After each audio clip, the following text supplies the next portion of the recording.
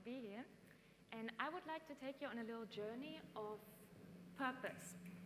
We'll talk about the meaning and purpose of why I'm actually here, and I think some of you might also relate to my experience.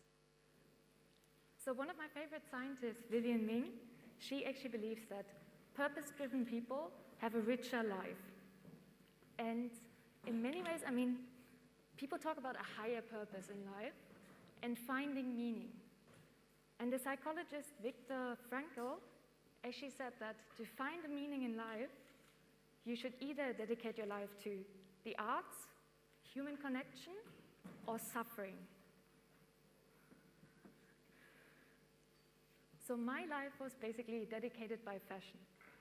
I've always wanted to work in fashion. I wasn't very talented at designing, so I chose the path of more going towards business and marketing.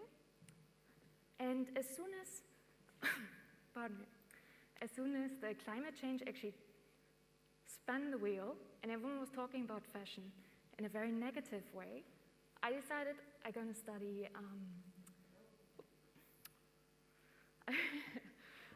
study, digital fabrication for textiles to figure out better ways of transforming fashion into what it means to me, something that's very personal and I'm very passionate about. So I started looking more into what kind of technologies can you use to make fashion that's more sustainable. And Lisa already warmed up the topic, so I spent some time researching how you can drape and shape textiles through 3D print. So by directly printing on the textile, you can actually create shapes, and on a bigger scale, you could potentially make garments without having any seams.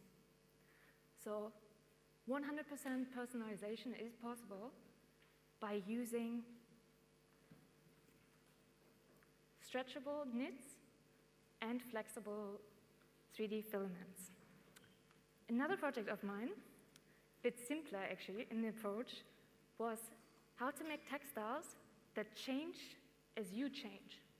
So imagine after Christmas, you've had a bit more food, and your favorite skirt or your favorite top just doesn't fit anymore. By having seamless modular elements, you could actually extend your garment and say, okay, instead of just having this part, I attach two more, and suddenly everything fits again. Or you could completely restructure the garment you bought into something new if you need a new item that maybe before you didn't have a purpose for. So while I was looking into that, I also had to look into new technologies like EEG caps, how to use laser cuts to actually create different elements that, in this case, for example, the mannequin does change color depending on what angle you look at it. And I believe that apart from a bigger purpose in life, you should also have something to do that doesn't have a purpose at all. You should really try to build connections just by enjoying what you do and by experimenting. I was very fortunate to work with Fundación Épico. Fundación Épica is the foundation of La Fura des Baus, a famous theater company in Spain. And they brought together people from different sectors, very similar to what we're doing here, actually. And together we worked for about 2 or 3 weeks, depending on the project, coming up with experimental theater pieces that are also having the purpose of helping scientists develop their research. So for example, in the top right corner, you see a bit of research that we did on people with actually ELS. So we had researchers from that field, and they felt like they weren't really represented in society. And they felt that also in the arts, no one was actually caring about their struggle. So we spent 2 days tied up so we could actually feel the impact that people with these diseases have, and then build a piece relating to that.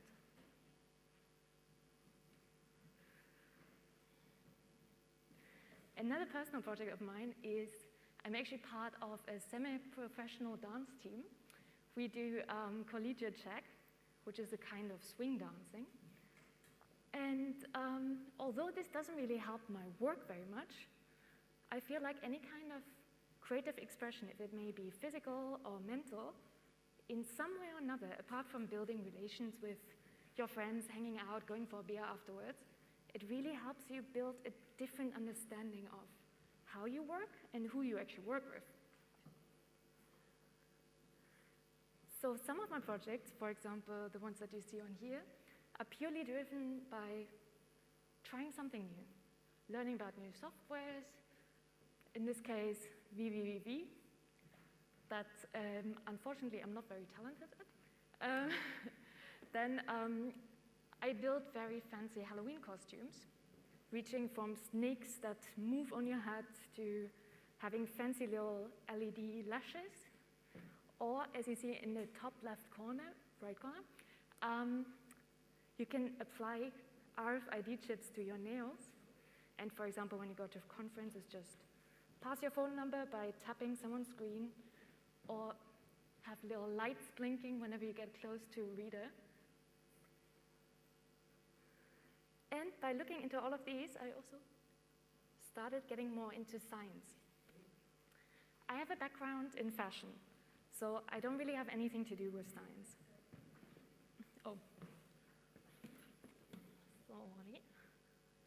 Here we go. But what often happens, and I think that happens to everyone, is everyone has great ideas, especially when you're out with friends having a beer. But only very, very few people actually pursue these ideas and try to realize them. So I'm one of those.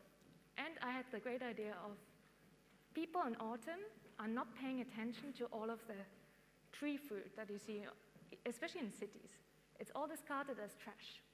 So why not make them aware of the natural beauty that you actually have in urban environments by making it something more valuable, by giving it actually the same value as if it were jewelry. So I researched how to crystallize things and came up with a process of making jewelry out of tree fruit.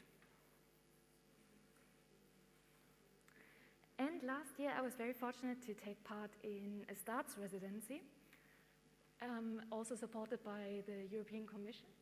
And there I spent about 4 to 5 months with a genetics lab in Barcelona. It was absolutely stunning. So I would actually like to show you a little bit more about that.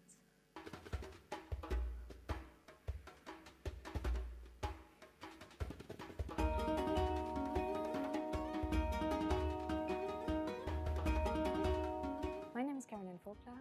I'm the artist behind Inside Out Knitted DNA. Throughout the last 5 months, I've been following chrome design scientists around the CRG Barcelona. I was surprised how diverse their work is, from bioinformatics to hands-on experiments. Everyone seems to be collaborating all the time. I imagined everything to be more automized and machine-driven, but in the end, since their research is very innovative, they have to rely totally on human creativity. It was a great experience to witness this creativity, the challenges they're facing, and at the same time see the serenity at the lab. So my name is Luciano Di Croce. I am the head of the Epigenetic and Cancer Laboratory at CRG, and I'm coordinating a European network which aims to train 30 students in the field of gene regulation and chromatin architecture. So we will do this by teaching them not only the classical technique for studying gene regulation, but also very, very novel technology which allow us to put this in the context of the overall chromatin topology in the nucleus. Our aim is to find novel vulnerability to treat human cancer and other human diseases. It's crazy how little people know about what's happening inside their cells and their bodies. I hope that with this project, they will learn a little bit more about who they are and how they've become this way. For the CRG, it's a very nice opportunity to collaborate with Carolin. At the Institute, we promote interdisciplinary collaborations because we believe complex problems in biology require to be tackled by different angles. The joint project between Carolin's and Luciano's lab is an original attempt to bridge biology with fashion design. We hoped that cells and genes will inspire Carolin's work, and at the same time she will help us to communicate modern biology to the public in a more original and fresh way. Like science, art is a powerful medium that challenges perceptions and expands people's minds. Science and art can be greater together than the sum of its parts, which is why having an artist in residence at the CRG is a powerful tool that has allowed us to take a fresh approach on how we can connect with society.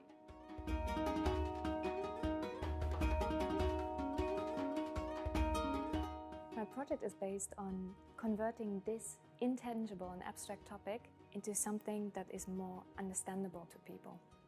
Throughout the exhibition, people can actually learn about the processes and chromatin structures that inspired my designs. People are also invited to touch all the different designs and textile pieces I created, and to even replicate a piece of real DNA throughout a knitting machine. I hope that my work will inspire people to learn more about chromatin structures and genome research, because this topic is magical and there's still so much to learn and to explore. Because in the end, art and science probably aren't that different at all.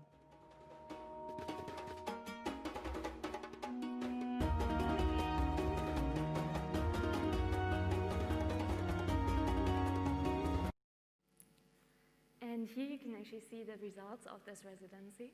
And Lisa already warmed you up and gave you all the information you need, because some of the pieces that you will see in the next slide were actually made with an old-fashioned knitting machine that I programmed with the punch cards she mentioned, that you can see in the middle, to replicate a DNA sequence.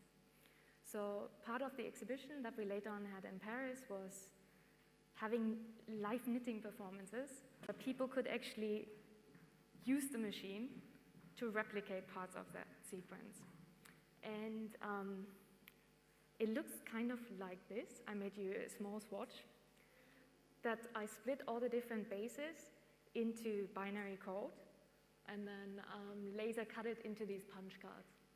And the interesting fact was that when I started the project, I actually thought it's all going to be on what is chromatin and how can people learn more about their DNA and what's happening inside their bodies. But the most time I actually spent at the lab, I realized it's also about the identity and the way we perceive people working at the lab. Because in the end, no one really knows what happens there. Who goes to a genetics lab on a daily basis unless you actually work in science?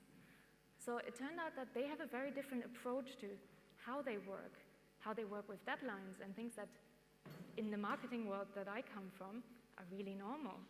Since some of the processes they use, especially growing cells, working with them, can't be rushed, it's a very different way of researching. And as most of them told me, it can easily happen that you research for 3-5 years of your life, and then suddenly it turns out that everything you've been working on was for nothing because someone proves you wrong.